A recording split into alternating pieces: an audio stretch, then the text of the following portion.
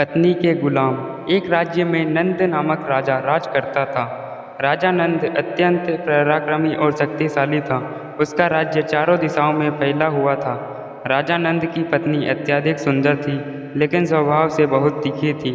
राजा नंद अपनी पत्नी को अत्यधिक प्रेम करता था और उसके रूठ जाने पर मनाने के लिए कुछ भी कर सकता था। राजा नंद का एक मंत्री था जो कि अत्यधिक विद्वान और शास्त्रों में पारंगत था। राजा अपने मंत्री पर बहुत भरोसा करता था और शासन चलाने में मंत्री की सलाह अवश्य लेता था। मंत्री की पत्नी का स्वभाव भी बहुत कठोर था। एक बार मंत्री की पत्नी रूठ गई और बहुत मनाने पर भी नहीं मान रही थी। तब मंत्री बोला, प्रिय, तुम्हारा रूठना किस प्रकार दूर होगा, कहो। तुम जो कहोगी मैं वही कार्य करूँगा जिससे तुम प्रसन्न हो जाओ। मंत्री की पत्नी बोली, मैं तभी मानूंगी जब तुम अपने बाल मुंडवा लो और मेरे पैरों में गिरकर मुझे मनाओ। मंत्री ने वैसा ही किया जैसा उसकी पत्नी बोली थी। मंत्री के ऐसा करने से वह खुश हो गई। उसी दिन राजा की पत्नी भी रूठ गई और राजा के मनाने पर भी नहीं मानी। अंत में राजा ने कहा, प्रिय, तुम्हारा रूठना मेरे मृत्यु के समान है।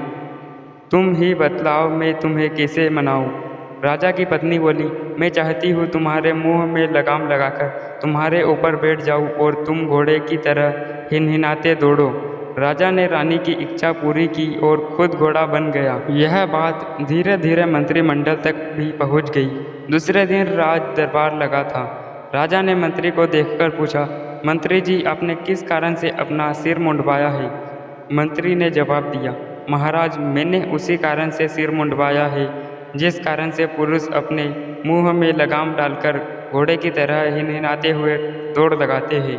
यह बात सुनकर राजा बहुत लज्जित हुआ। शिक्षा, हमें अपनी मर्यादा के विरुद्ध ऐसे कार्य नहीं करने चाहिए जिससे लोगों के सामने शर्मिंदा होना पड़े।